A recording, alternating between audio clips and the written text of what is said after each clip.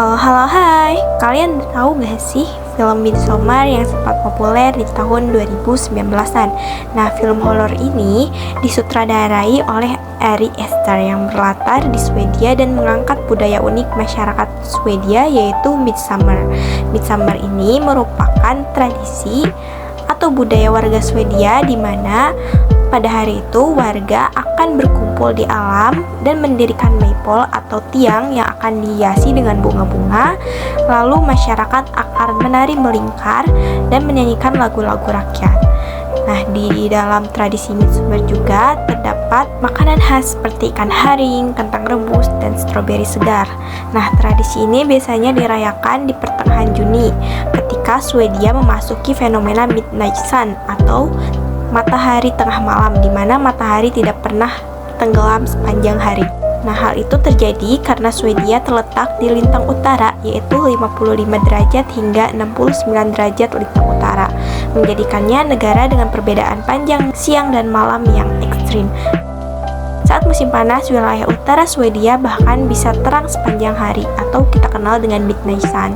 Sebaliknya, di musim dingin terjadi polar night, yaitu kondisi tanpa siang sama sekali.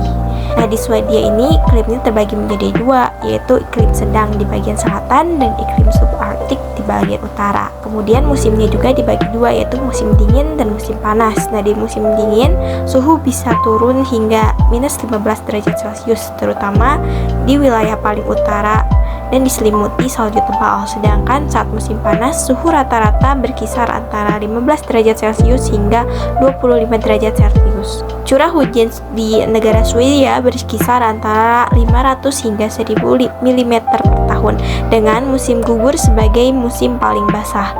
Nah, topografi di Swedia didominasi 69% oleh hutan boreal dan pegunungan Skandinavia yang ada di bagian barat, serta dataran rendah dan danau besar di bagian tengah dan selatan.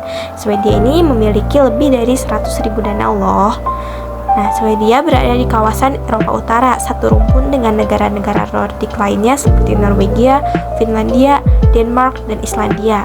Luas wilayah Swedia yaitu 450.000 km persegi, menjadikannya negara terbesar kelima di Eropa. Meski luas, penduduknya hanya berkisar 10,7 juta jiwa di tahun 2024, dan sekitar 20% penduduknya tinggal di ibu kota Stockholm, yang juga menjadi pusat pemerintahan, ekonomi, dan budaya.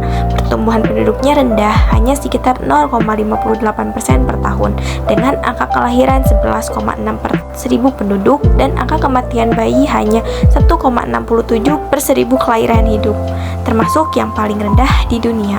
Nah, harapan hidup di Swedia mencapai 83,6 tahun, salah satu yang tertinggi secara global. Kemudian untuk PDB per kapitanya pada tahun 2023 mencapai 55 USD, menunjukkan tingkat produktivitas dan standar hidup yang tinggi. Nah, kenapa sih negara Swedia dianggap sebagai negara maju? Yang pertama, kita bisa melihat dari aspek pendidikannya yang gratis dan berkualitas, di mana Swedia memberikan akses pendidikan gratis dari TK hingga universitas, yaitu sekitar 20 tahun kepada warganya. Kemudian ada juga layanan kesehatan universal dengan sistem kesehatan nasional yang menjamin akses layanan medis untuk semua warga. Nah, hal ini berkontribusi pada angka harapan hidup yang tinggi. Kemudian etos kerja modern dan seimbang, di mana budaya kerja di Swedia mengutamakan efisiensi dan work-life balance. Jam kerja rata-ratanya hanya 40 jam per minggu, dan ada juga cuti orang tua hingga 16 per bulan yang tetap digaji sekitar 80% dari gaji biasanya. Kemudian Swedia juga dikenal sebagai pusat inovasi di dunia. Banyak perusahaan teknologi global seperti Spotify, Ericsson, IKEA berasal dari sini. Nah, Swedia juga punya ekonomi yang kuat di bidang industri otomotif, salah satu perusahaannya yaitu Volvo.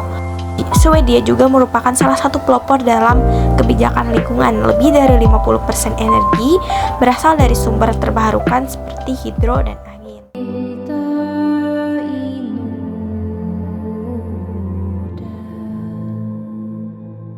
Nah, itulah tadi pembahasan singkat mengenai negara Swedia.